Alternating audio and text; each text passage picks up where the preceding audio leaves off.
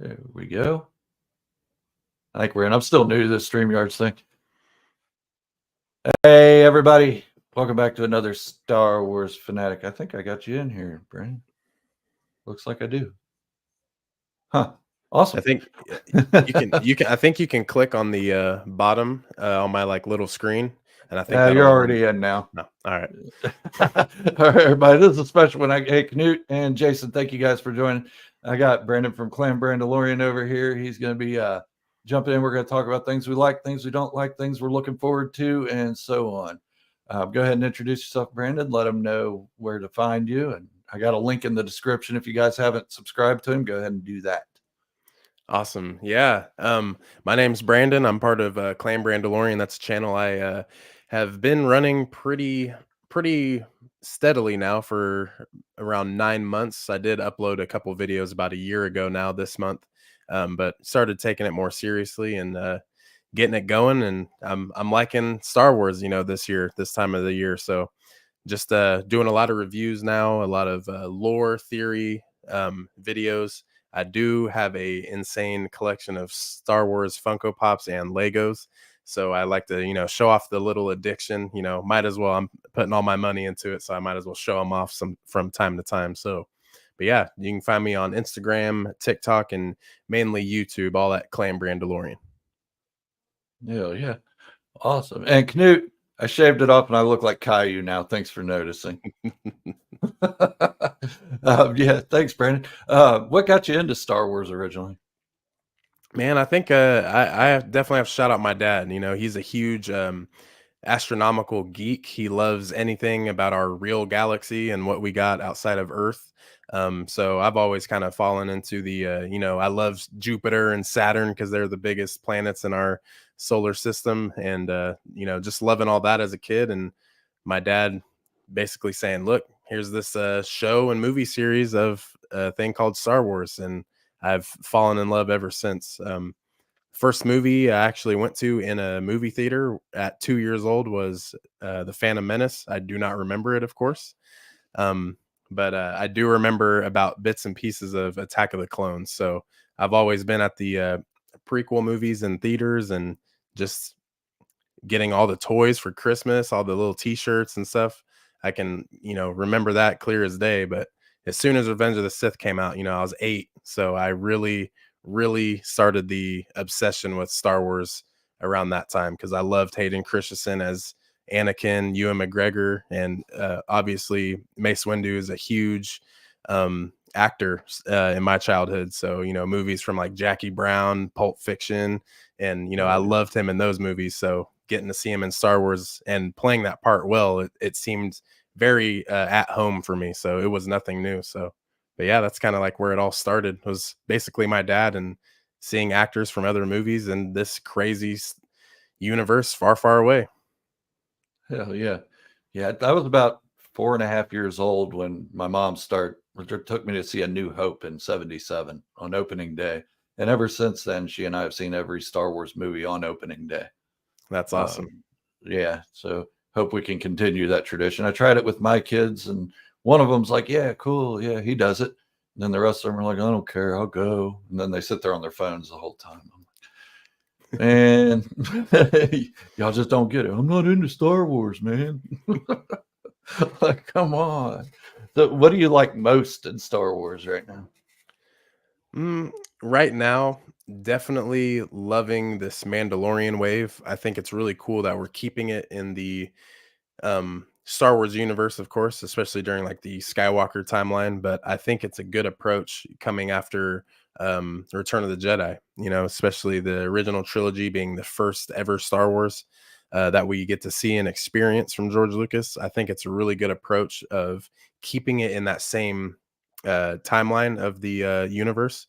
So I think, especially with the Empire falling after having its reign for as long as it did, getting a show kind of during the ruins of that, we get to see, anything from stormtrooper helmets on pikes. We get to see a whole bunch of, bounty hunters actually, really working hard to, make some scratch. There's no one big and bad to work for like the Empire once upon a time. And of course, we're welcomed two awesome characters that are just making Disney a shit ton of money. So, I mean, I got Grogu tattooed on my arm, if you can see that right there. Oh, And hell yeah, that's that cool. was a spur of the moment tattoo when I was in Venice. So I was like, well, because I was actually going to get the Rebels logo, but I got Grogu instead. So I was like, all right, cool. Nice. But yeah, I really love this Mandalorian timeline, and I really don't want it to end anytime soon. But it's the storytelling, that Favreau gives us, and then Dave Filoni linking, his knowledge and all of the stuff that he's learning from George Lucas. And I just don't think we can ask for a better lineup of cinematics. That everything looks good. The plot points are really good. Season 3 of The Mandalorian was kind of up and down for a little bit, but I think it was just focusing on the actual Mandalorian clan itself. Like that's what was Yeah. left. So there, I feel like that part of the story is wrapped up, and now we're really going to get into obviously the Mandalorian and Grogu coming out. Mhm. So I just love this entire thing right now that they're doing. I think it's working well. Yeah, I agree.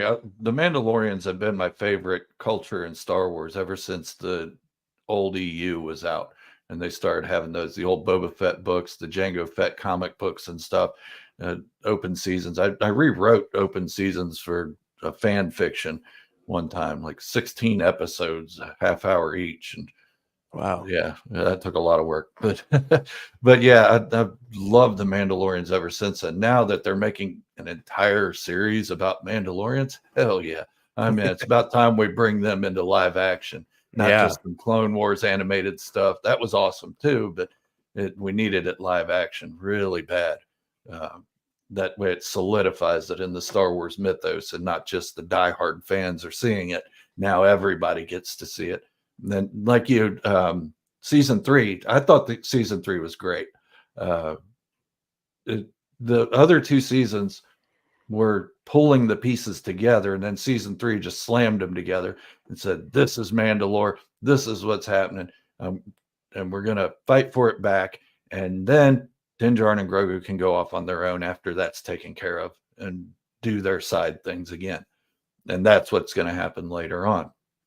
Now, I don't know how many movies they're making of Mandalorian, because I know there's the Mandalorian and Grogu movie, and then there's supposed to be a Mandalorian movie, which probably culminates everything, like Ahsoka, Boba Fett, uh, the Skeleton Crew, and all this stuff together in Mhm. with it. So a lot of people are going to be disappointed and go, "Well, this is supposed to be a Mandalorian movie." Well, calm down.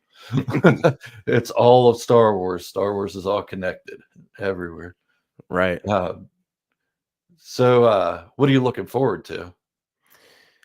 Especially with the Dave Filoni film, I think, wrapping everyone together. I'm a huge Boba Fett fan, and I think we talked about that on Chris's stream when we did the trivia. And Yeah, I'm still mad at you for beating me, by the way. it was an accident, man. It was all luck. I was half Uh, hammered, and I was just writing down letters. I was like, "Is it this one?" letter G. Yes, it's G. It's G. There's only 3 choices, but it's G. Yeah.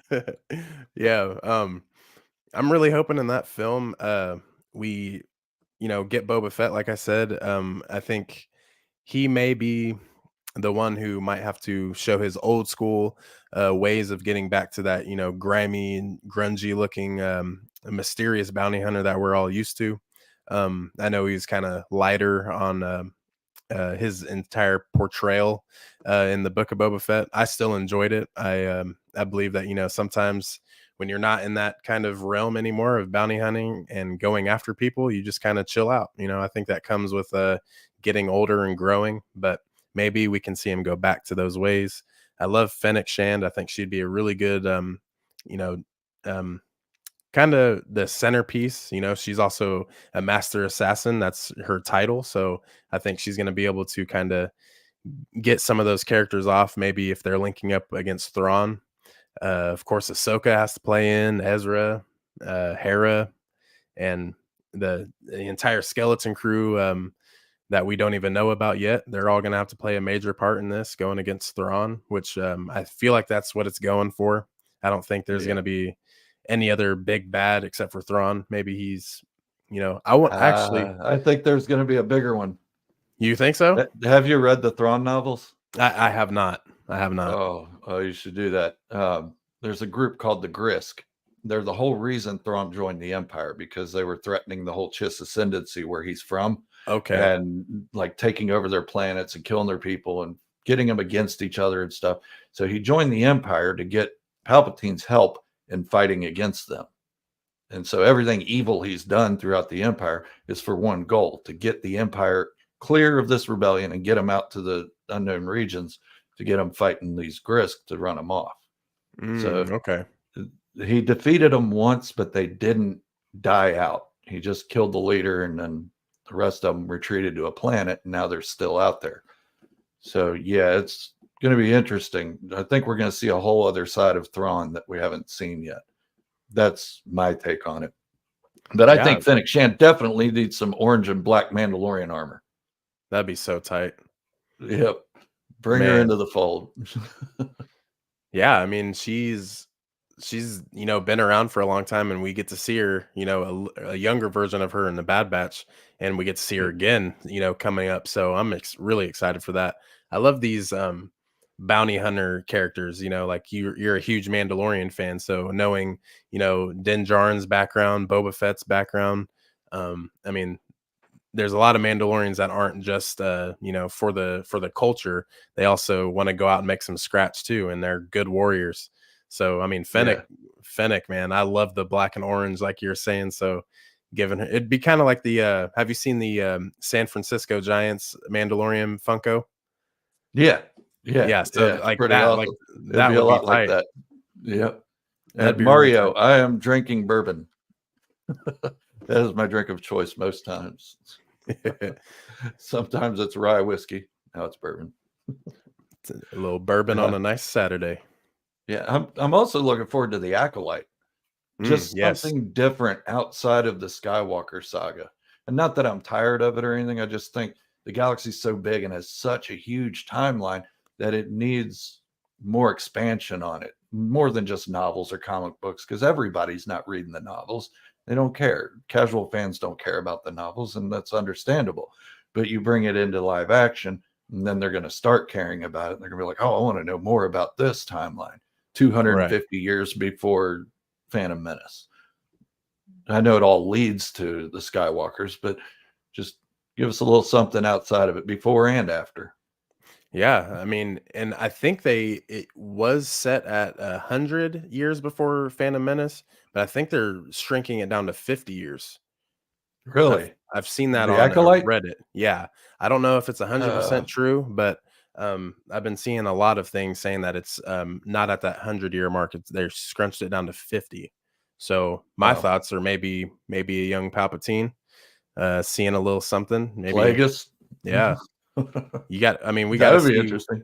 Yeah, we got to see who's, you know, really pulling the strings, you know, for the Sith. So I don't know. I'm excited to see that too. That'll be a good summer hit, I feel like, for Disney Plus. Yeah, but them pushing it to 50 years, that doesn't give them much timeline to do anything else. Then they'll wind up back at the Phantom Menace. Like in the novels, I'm 250 years before the Phantom Menace. So I guess I better hurry up and read before that comes out. I know. A lot of reading done. I'm such a cheater, man. I've gone through Dark Disciple once, and if there's any other books, especially like the Thrawn trilogy, I've had a couple friends that have read it, and I haven't dove too deep into it. I'll watch a couple of YouTube videos here and there, but I feel like I need to read it to fully understand it instead of just getting like a breakdown summary of it. But I mean, I need to kind of get into the books. They're cheap, man. I got a Books A Million at my mall, and they have an entire Star Wars section, and they're all like 8, 9 up to 18, 20 bucks. So it's like I just gotta pull the trigger and just start reading more knowledge, you know? Yeah. Oh yeah. There's a lot in the books. They're long reads too. I think I'm not a fast reader anyway. It took me like 2 months to read the last book, because I'll read like a chapter or two a night or something, and that'd be it. And then I fall asleep. Book smacks me in the face. But Knut, the Acolyte takes place 132 years BBY. Oh, 132 BBY. Okay. Well, Sweet. that's a little better timeline. Yeah, that's about that. Yeah, I mean, Plagueis could still be around at that time. Yeah, Slart. I had a problem with your name last time. I shaved. Yes, I shaved. It's horrible. It's awful. So, what are you not looking forward to? What's your least favorite thing? Mm, I think that's kind of hard. I've kind of been trying to not nitpick at some things. But if off top of my head, what I don't want, I think we'll just kind of go to the Mandalorian Grogu. What something I wouldn't want them to do is just spend a lot of time bouncing um from having basically a hard task that they need to complete. Like they go on a mission, let's say, and it's just like, okay, we got the goal and now let's go find another one. Like I want to see like a good struggle in this. Finally seeing Grogu going on his first adventures with Din Djarin, and I really want to see them, kind of get in a bind to where Grogu is gonna have to make some decisions on what they have to do next. Like when Din Djarin got captured by the spider tank on Mandalore, Din was like, go grab Bo-Katan. Like it's I want Grogu to make that decision. So if they get into a bind this season, and it seems like Din Djarin always gets caught up in something. Oh yeah, And he comes with a ransom note. yeah. So I would love to see Grogu kind of like show a thought process and be like, this is what I need to do. Either I need to, fight or, grab something, grab someone, and then figure it out. Cause I feel like that would just make Grogu's character go from baby Yoda to like grown, Yoda, kind of showing Yeah, that Jedi background and as what he's learned so far from the Mandalorian creeds. yeah, definitely, definitely. I mean, as much as I like Grogu and the Mandalorian and everything, I think it's time for him to grow up just a little bit. Uh, like you said, make his own decisions, fight his way out of situations. And he showed a little bit of that at the end of Mandalorian season 3 with Hmm. fighting against those Praetorian guards and stuff, and the other things. I forget what they were called. Damn. But he did show a little bit of his own mindset doing that stuff instead of just sitting back in his little egg and waving his hand. He Yeah. was in the thick of the battle, so that helps out. I prefer my name, Jason. That's fine, or Fanatic, either one doesn't matter. Yeah, sorry, I'm paying attention to the No, that's all good. comments as well. The one thing I'm not looking forward to, at the same time, I said I like the Acolyte. It's also the Acolyte that I'm not looking forward to. Not because I don't think the story's going to be good or I don't think it's going to be well written. It's because of the showrunner, uh, Leslie Headland. Yeah. But she said, I like making men uncomfortable. It's like, and we're all dude nerds, right? Why are you going to say something like that? Yeah. I Yeah. mean, a lot of people already have a distaste for Disney doing stuff anyway. So why say something like that? But I think it's going to be decent enough. I don't think she's going to put too much of identity politics in it or anything. I don't know. Disney's learning a hard lesson with doing that stuff on their other projects. And I think they're going to shift their gears a little bit. Yeah. Not that they've done it too much in Star Wars. Like a lot of people say they have, like saying, oh, they put a girl in this or put a girl as the lead in Star Wars. So what? It's not like they're saying she's a badass because she's a girl. They're just saying she's a badass character and she Right. happens to be a girl, or this character happens to be a lesbian, or this dude happens to be gay. That's not why they're badass. That's just part of who they are. Until they say this guy's a badass because he's gay, then I'm going to be like, okay, why? Yeah. Just Uh, be gay. right. I'm not a badass because I'm straight. Yeah. Yeah. I'm having a hard time calling myself just a badass for no reason. Right. Right. I'm old, man.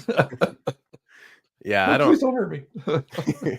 That's the thing too, man. I mean, it's those character, it's those fans, quote unquote, that are just like, Riva's a shit character, and it's like, well, why? Like I went into Kenobi knowing that either the Grand Inquisitor or the fifth brother or the second sister, I knew one of the Inquisitors was going to get a good line of screen time.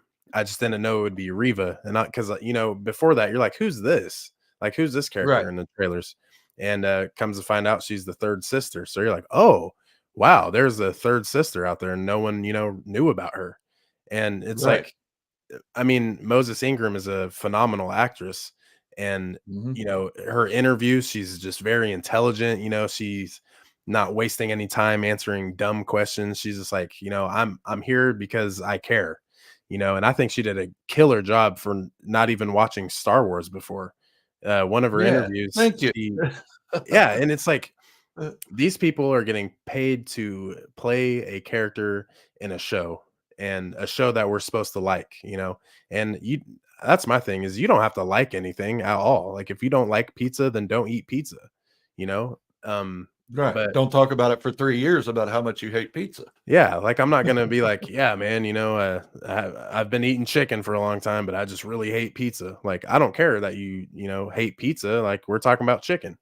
So I just think, and Hayden said it perfect, in the last couple weeks with the Empire magazine covers. He was talking about how people were like, man, criticizing, my character, it really hurt back in the day. And seeing all these fans now making him happy, that's awesome. But the number one thing that stuck out in his time talking on there was, he's like, every single movie starts off with in a galaxy far, far away, and people want to get mad about something. That was just a really Right. good thing that stuck out to me. I'm like, yeah, that's right. Like, this is all just entertainment, and we're mad about it at the end of the day.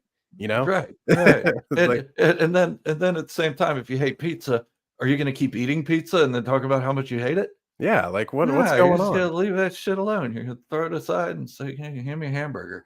Yeah, I'll talk about how great this hamburger is. I'm not gonna keep talking about how bad the pizza is.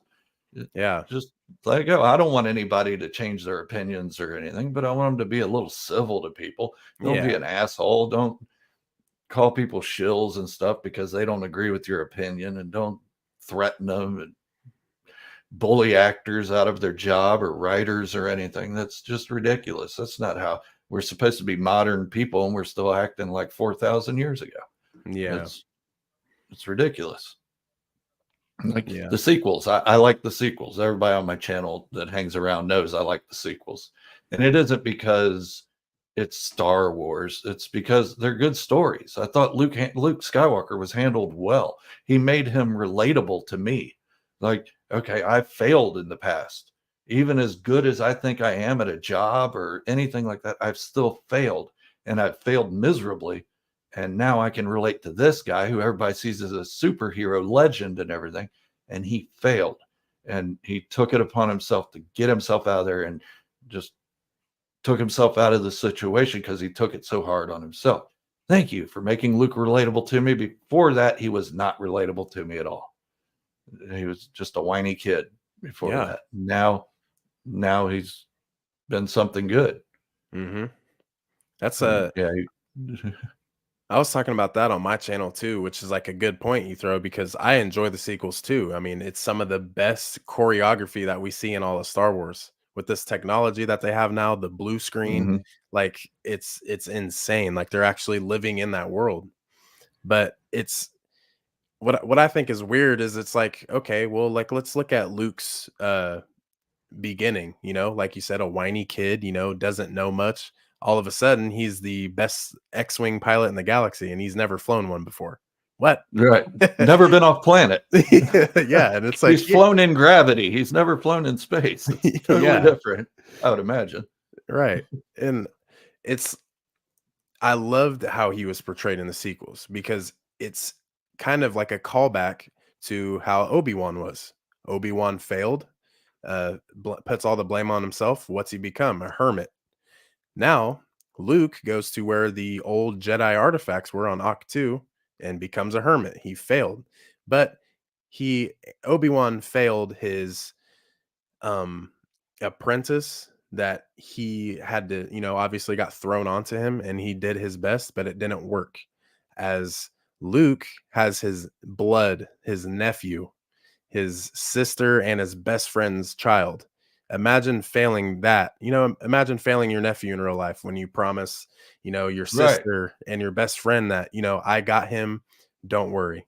And especially in the book of Boba Fett, how we see Luke. Like that to me is Luke, Yeah. not, Luke that gets his hand cut off. There's a dark clone Luke, and then he fights himself. And it's like that's That not was Luke. horrible.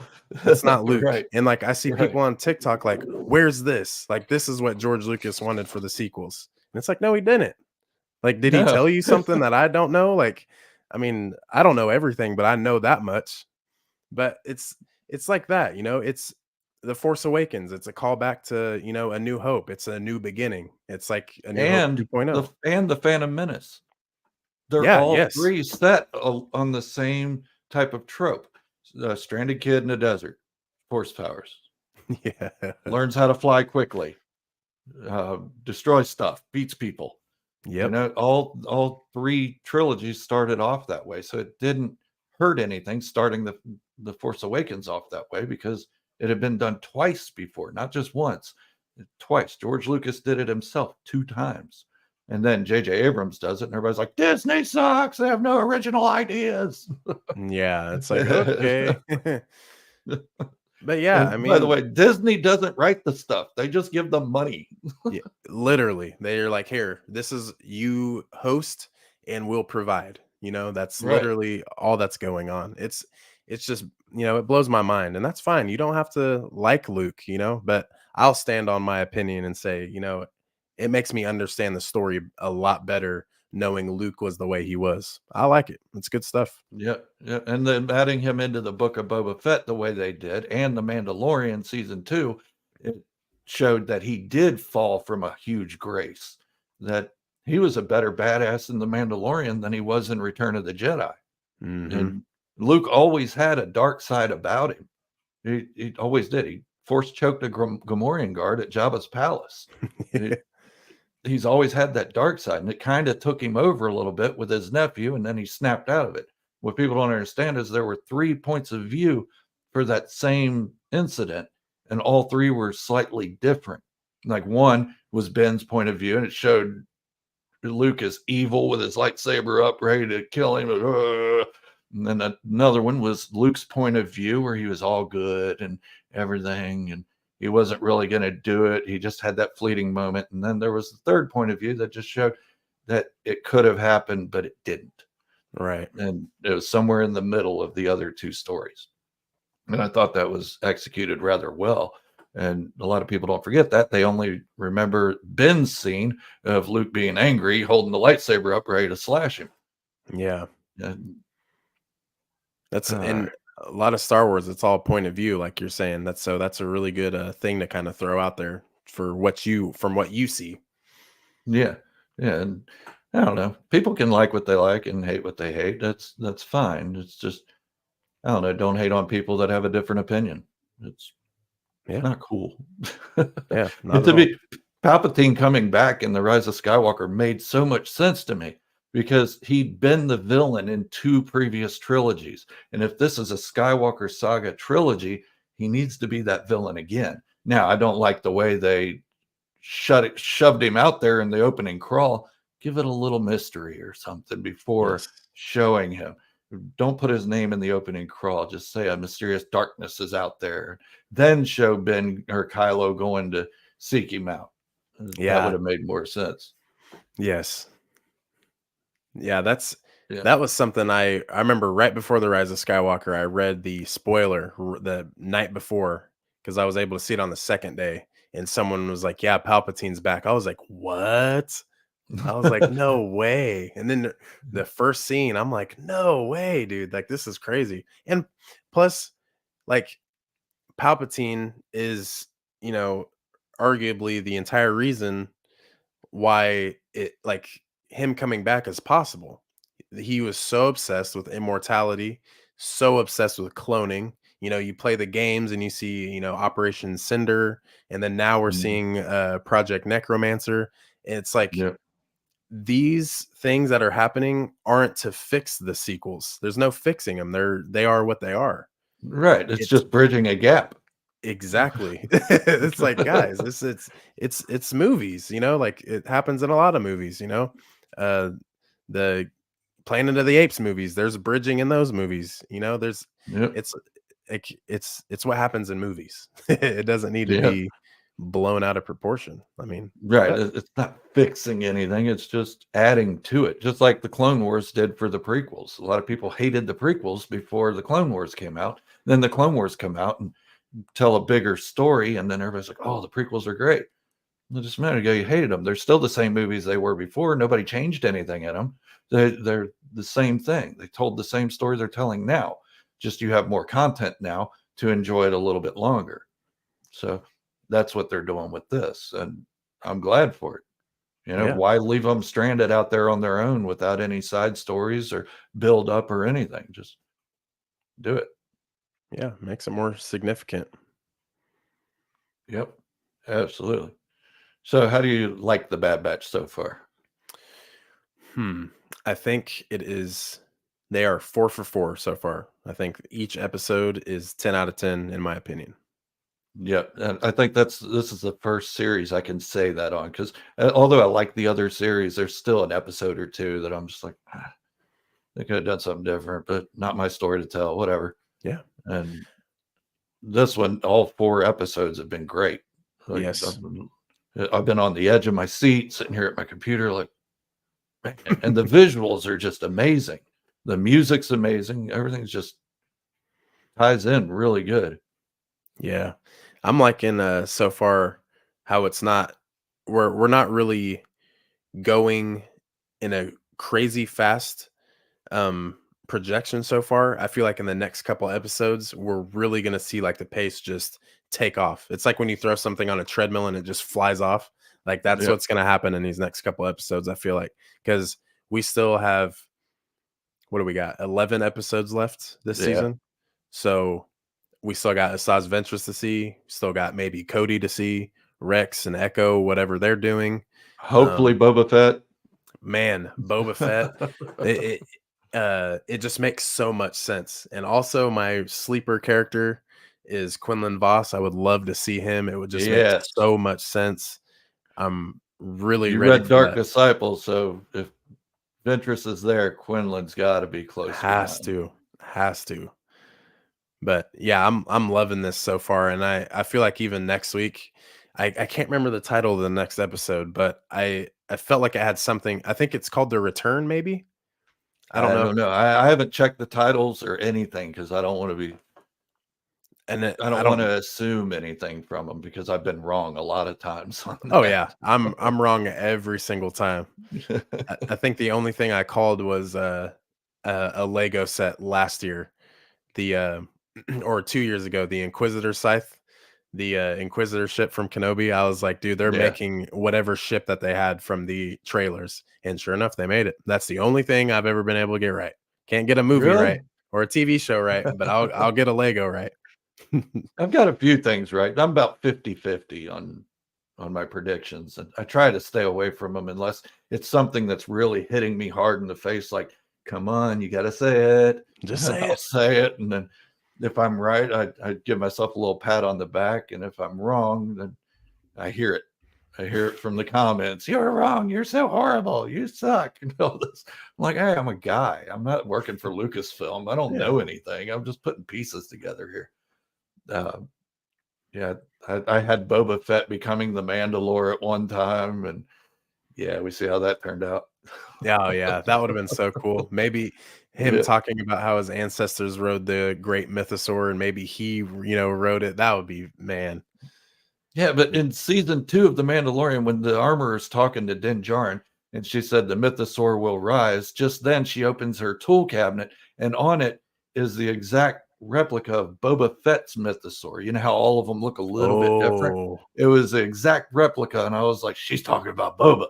And so, I use that as my little go-to, and no, she wasn't at all. She's yeah. actually talking about a mythosaur. I know, and especially in season 3 too, when they kept zooming into the mythosaur that was like on the back wall of the armorer's little chamber and like Bo-Katan. So I was like, oh, maybe she'll be the one that rides it. But then Grogu getting his Mudhorn Clan of Two little armor piece. That'd be cool to actually get him a mythosaur printed piece, like that he has both of Yeah. them, showing his clan and Yeah. then his greater, like that would be Yeah. awesome. Yeah, for sure. I'm glad you said that about the Obi-Wan Kenobi series, though. I felt like I was so alone in liking that show. Oh yeah. I thought the way Anakin and Darth Vader and Obi-Wan were portrayed in it was just amazing. It answered so many questions for A New Hope for me, like why Mhm. Obi-Wan Kenobi lied about Darth Vader. It answered that. And I was like, all right, yes, we have an in-canon explanation of this. Finally. Thank you. And Mhm. then I go reading comments and I'm like, are we watching the same show? You guys are Yeah. focused on a character that had 15 minutes of screen time the entire time. And that's what it boils down, dude. You're like, okay, you're not even allowing yourself you're watching the wrong thing. That's a prime definition of, little nitpicking here and there, but man, like just to worry about one character. It's not called, the Reva third sister show. It's called the Obi-Wan Kenobi Right, show. She played a right. big part in that little time frame, She was like I said, there's an inquisitor that was going to get a main lead, that was going to get a little Mhm. more time than others. Like they had to. They were showing how bad the inquisitorian little group that they had was, and it was definitely nothing to play with. You see that in Rebels, Yep. and it just adds more of a block for Obi-Wan. Obi-Wan would have easily got off that planet. He would have easily, got to hiding from Vader, but you got to add those. You got to make the show go longer. If so, it would have just been a 15-minute show. Yeah, absolutely. And Starbase, you're right. I would absolutely love a recasting of Mark Hamill or Luke Skywalker. And also Carrie Fisher's Leia. I'd like her recast just to add some more stories into what came before. I like that. Yeah, I'm not against that at all. Yeah, that would be nice. I mean, they do it in Solo. I mean, you get Han and Lando. I love Lando. I've named my cat Oh yeah. Lando. Donald Glover was amazing. Oh yeah, and he loves that character of Lando Calrissian. Yeah, he's He just piddling around with the show he's supposed to be writing and directing. It's it's like, dude, come on, get it out. that Mr. and Hurt. Mrs. Smith show took off, I think, for him. So there's a Yeah, lot going on right now. But they'll get it. Him and his brother will kill that. I know they will. yep, yep. And it's gonna be awesome. I can't wait to see it. I like Lando. I like him a Yeah. lot. Yeah, I think a The recast would Wookiee be good. stands out a mile away. Uh, I love that. and yeah, I mean, and a lot of people too, like on TikTok, especially, if you see Mark Hamill in these um interviews, he's like, I like what they did with the sequel trilogy, but this girl just randomly getting using the force to pull a lightsaber across. Did you expect it to be Kylo Ren? Yes, but it was the girl that came from nothing. And people are like, see, even Mark Hamill hates the sequels. And it's like, dude, he's literally Right, they take making him out fun of of you guys. context like crazy. He's literally acting like some of these people out here, just bashing about the wrong thing. Right, But he hated it so much that behind the scenes, he was on her back riding around the studio and stuff, like Yoda.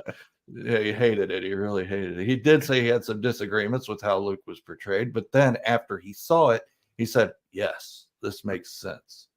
After he saw the whole thing put together. yeah, Interesting. those directors know what they're doing too. Yeah. Yeah, see, Ooh, I agree.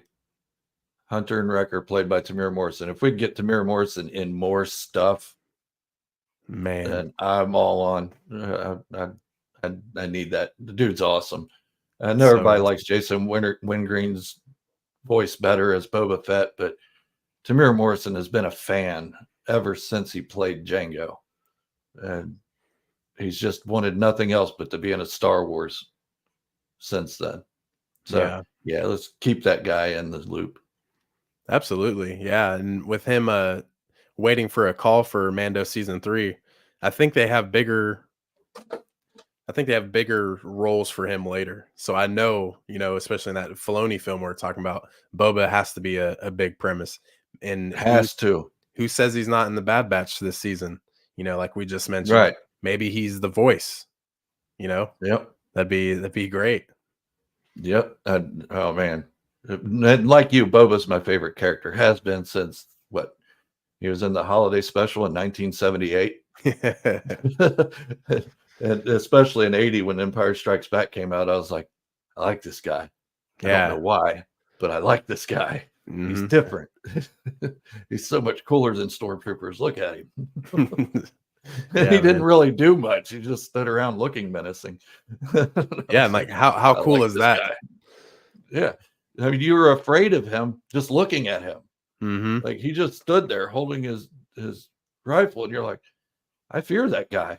I don't know why. Yeah, I would love to see that. I mean, Tamora Morrison playing that homeless clone in Kenobi, that was really cool. And obviously, like voicing Rex and all the other Phase 1 troopers that we got to see in like the flashbacks. That was all Tamora Morrison. So I mean, they definitely have his number, and it's on speed dial for sure. Yep. And he can afford that Polynesian spa. Oh, dude, I love that. Wasn't I want to say, no, maybe not. I'm thinking of Kenobi. He wasn't in The Mandalorian at all, not as Boba or anybody else. Yeah. He was in Kenobi. He said he kept waiting for a call, and I was like, well, you're in Kenobi. It was like a 2-second part, but you're still in it. And then he was in Ahsoka doing the voice for the clones in that. And those scenes were badass. I thought, man, this is cool. Rex live action. Hell yeah. Everyone's been waiting for that. And that could open doors. There's a whole bunch of stuff that we haven't even seen live action. And I think the transition from animation Star Wars to live action, it's 100% every time. Like Ahsoka coming back, like Rosario Dawson's acting wouldn't, no way. I don't see that one bit. This, and going into even Ahsoka, seeing her in the Jedi episode of Mandalorian, that was insane. I was like, dude, she's cutting these dudes left and right. Yep. Disappearing in the fog. Like, get out of here, dude. She had Ahsoka's mannerisms too. Like with the arms crossed. They're like, see, she's just got her arms crossed. Ahsoka never did that. Ahsoka did it all the time in the Clone Wars. She had her arms crossed a lot, just looking like. Yeah, that was the whole Snips personality, and she's bringing that to live action older. And then, the Ahsoka the Gray to Ahsoka the White, like that transition is one of the best ever in Star Wars. It's great. I love this live action thing, especially if we get like, maybe there's a show where we can get like a live action Rex, and that opportunity for like Tim to get a full-time, job, whether playing him actually with the suit on and, helmet off, or even just the voice acting. It'd be great, Well, imagine him playing both Rex and Cody in the transition between the Bad Batch and whatever comes next. That would be killer. That would be insane, because we still don't know what happened to Cody. I know. We don't know if he actually died or if he did desert and start this revolution they're talking about. So I'm dying to see that. We only have 11 episodes left, man. These things better be like 2-hour episodes. Got a lot to cover. Or they're going to come up with another series of Rex and whoever else after the Bad Batch. But yeah, I'd like to see that live action. Mira definitely needs to be under that helmet. I agree. I love Cody. Cody's my clone. I know a lot of people love Rex and stuff, which I do too, but mine's Cody. From him turning on Obi-Wan and being the first to be like, I got you, Roger that on Order 66. That's just chilling. And just to know like a good soldier and a good leader like Cody was, just, being washed, brainwashed at that point. Yeah, and just turns and goes, yep, get him. Man. It's like, you did not just do that, but he's my guy. I love the color orange too. We're talking about our football teams. and Yeah.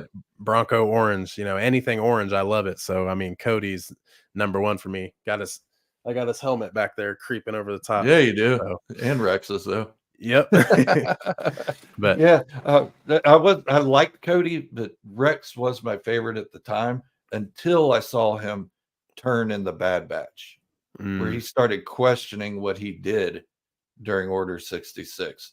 That's when I said, "This is my guy now." Cody, because Rex, you could tell he was forced into coming back around to reality because Ahsoka took his chip out, and then he's like, "Oh, well, what did I do?" But Cody has this moral stance, like, "Damn, you didn't have to take his chip out; he just figured it out on his own. Like, did he really do the right thing?" yeah, So that yeah, was that made a chilling to huge see. difference. Yeah, and I loved it. I mean, everything in the Bad Batch series, I'm loving. There are a couple episodes where I'm like, okay, like the episode with the Rancor with Moochie. I was like, okay, that's unless Moochie's going to come back, but we've already talked about way too much. They have to tie in, so I don't think that's going to be a thing. But yeah, Yeah. I don't know. I mean, I was reading something that like in Legends, Cody like went on and was basically like a super stormtrooper. Like he got his own special armor, and it was like of sort of like a Beskar alloy. Um, but he was kind of just like this. He was just buffed, like you couldn't beat him. He's like a juggernaut, basically. But I and he didn't. became a trainer for the stormtroopers. Yeah, Yes, like that is cool, but I would just really love to see him either, make a huge sacrifice for the group, or basically just give him a good ending if he's to like die or be imprisoned by the Empire, because we know they rule for a lot of years to come still in this yeah, point in the timeline. So I mean, that's what really sucks, is knowing that the end is near, but the group right now is nothing close to an end. So it seems like stuff's about to just start popping right, off left and right. right, right. And I mean, who's going to make it and who isn't? I mean, I don't see any of the three brothers making it. Mm-mm. I can't see it. I mean, they want to rip our hearts out, then that's the way to do it. Take them all and start with Crosshair, then Wrecker, and Hunter be the last, and then you're just like, ow. Yeah, they had a good, with I'm a firm believer that tech is gone. I think that's just going to weigh heavy for, fans and also the characters in the story, but um like I feel like they're also seeing how everyone reacted to Tech dying, making that sacrifice, and that was a huge hit. That episode Yep. was just, oh man, it hurts. Still even thinking about it. So I mean, the way they're gonna do, Wrecker, Hunter, and Crosshair, and whatever happens to Echo, like like this could be bad. And a lot of people are leaving. Hey, we see in Kenobi Vader's killing kids. They can do something with Omega. You never know. Right. They don't even have to be Jedi. He's just choking them in the street and dragging them along. Yeah. Somebody told me, and it was a really good point, that when Tech died, the brain of the group died. So when the brain dies, the body dies. And I thought that was a really good analogy, because Well, with Tech gone, they can't do all the technical stuff. I mean, Hunter couldn't even operate an elevator. man, that's chilling to think about. Man, Yeah. that's what happens, And I think Tech sacrifice for this time being, or for the time being, was, one of one, but yeah, like they got to stand, they got Yep. so much stuff to do yet to protect Omega, and what their cause is, if they're going to link up with other clones. I mean, we know of Rex, but I mean, how much is Rex going to, Yeah, what he's what not weight going to is want a he going to kid pull? tagging around with him. He's on the move and on the go, trying to start Yeah, this revolution. I think somebody mentioned it before, and I think I feel like Omega may wind up with Ventress, because Ventress is man, the only Force user that looks like they're coming into this story. And I mean, that I'm a would, big believer that Omega is force sensitive. And I want to clarify that everybody in the galaxy is force sensitive. The yes. the force flows within all living things, but the Jedi were picking the ones that were highly sensitive, that were highly skilled, so it would take them less time to train them, to bring them around. It already took decades to train a Jedi, but if they had one that was more advanced, they could train them during that 2 decades. And not some slow guy that can't even lift a piece of paper up, but he can, think about things in the future. All right, you're not going to make it as a Jedi, buddy. You're going to be the guy cleaning the toilets. But they're not going to pick up those kids. They're going to say, okay, everybody's force sensitive. I don't need to know that your kid, took a poop at 10 months old in the toilet. That's not going to matter. It's not going to help them out in the Jedi Temple. Yeah. And I mean, that I just actually posted the video on my channel yesterday, and it's talking about how I think Sifo Dyas has something to do with Omega being, highly force sensitive. I saw that pop up, and I was wanting to watch it after we finish this. So don't spoil too much for me. I'll still watch it. I think he, plays a part. There is a comic about, Sifo or Count Dooku looking at Sifo Dyas kind of like in a chamber after taking a blood transfusion. And I'm almost positive that it's not a Legends novel. I have read about it, and I've also seen a YouTube video about it years ago. Basically kind of unfolding like what Sifo Dyas went through in the entire like cloning process. And, obviously he played a part in it, giving them the okay. So I think with, him having that sacrifice, maybe it was for the, for the good. And maybe they're trying to get intel with the Kaminoans to create someone who obviously is the Omega to Boba Fett being Alpha, kind of bringing them together and making kind of like an ally with the Kaminoans. Maybe they know like this is not a good idea. This is going to mess up a lot of things. And obviously, Nala Se looks like she feels very guilty, not only for Omega, trying to get her blood sample, but it seems like she has a guilt more than that. So maybe knowing, what happened to the Jedi, Omega is the exact reason why there's hope still. But the contingency plan. Yes. And I think that's going to show in the Bad Batch to kind of give our heroes like the one up. But I mean, like we just said a little while ago, it's looking pretty dark. But I mean, Kenobi name dropping Quinlan, seeing Quinlan in one episode of Clone Wars, seeing Quinlan in the Phantom Menace, just watching, Sebulba be an ass. And I don't think they just name drop a character for no reason. And he was he's a sleeper, and he's coming. He's going to be awakened here soon.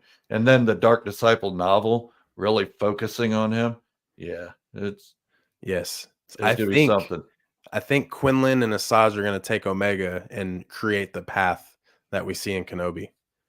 Yeah, that would be awesome. And they couldn't reveal Omega in Kenobi because those stories aren't done yet. So it would kind of give everything away. Yeah. I just there's a lot to do, and I don't look at it as a missed opportunity, but I think it would be a good way to kind of tell that story. Yeah, hell yeah. Now I need to go find the Fountain of Middle Age so I can live long enough to see all these stories play out.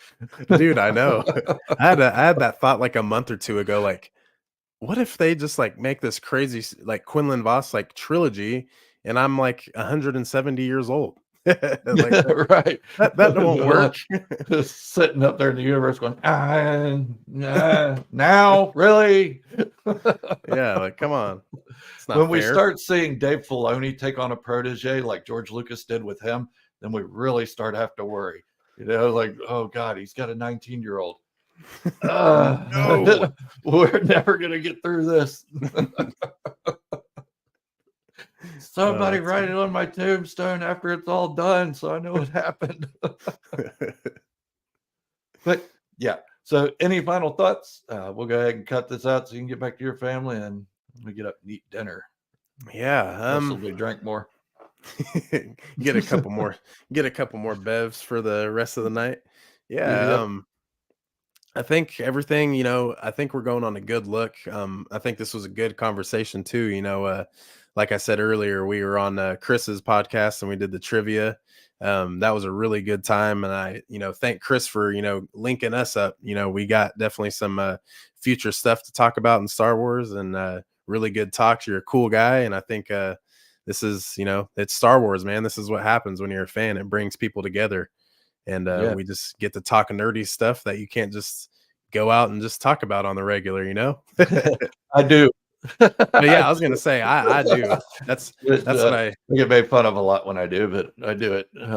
But yeah, this yeah. is freaking Star Wars, baby, and I'm all in. I'm all ready for it. We'll have to have Chris on sometime too, and Yeah. just do a whole thing with it. Yeah. Um, but yeah, let everybody know where they can find you for people that joined in late. Um, Yeah, I'm yeah, Brandon from Clan Brandolorian. That's my YouTube channel. I focus on everything lore, theories, and also Funko and Lego within Star Wars. Got a lot of new sets coming out with Lego, a lot of Funkos. The Funkos are always there. It seems like the Legos are what takes a little bit longer to grab for the collection. It just costs a lot of money, so we got to pick the ones you really like, and yeah. that's basically what I do. But and then Funkos are slowly dipping into the Grails. I think this is going to be a good opportunity to show that on my channel for other collectors out there. But I really do love the story of Star Wars and how it's continuing. So a lot of my theories I'll make videos for, lore, of course, and then we also have Clan Brandolorian, the podcast, on the channel. So that's pretty much what I do. If you ever want to DM me or hit me up, look on my Instagram at Clan Brandolorian. And that's everything for me. Awesome. Thank you, Brandon. I appreciate you joining in, man. No And problem. Thanks sorry for having about me. the time mess up and everything. Oh, no, that's But good. everybody, thank you all so much for joining in this chat. I'm sorry I couldn't get to all of your comments and everything, but I appreciate you. And everybody who is a member of the channel, please, thank you so much. And if you're not a member, consider being a member and check out my Patreon as well. More big stuff is coming for both of those. And for now, this is Gerald at Star Wars Fanatics signing off. Wishing you all great health, happiness, and peace. Thank you all for watching. And remember, this is the way. And positivity in Star Wars can be the only way. And there's the button.